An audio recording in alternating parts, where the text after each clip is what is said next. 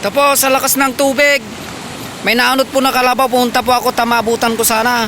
Nandun pa sa taas, yung naanod na kalabaw.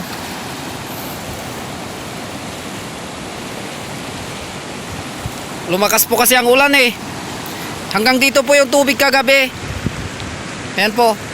Hanggang dito. Hanggang dito yung tubig. Ayan po. Hanggang dyan.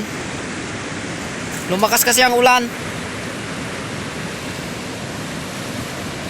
May naanod po na kalabaw na dalawa.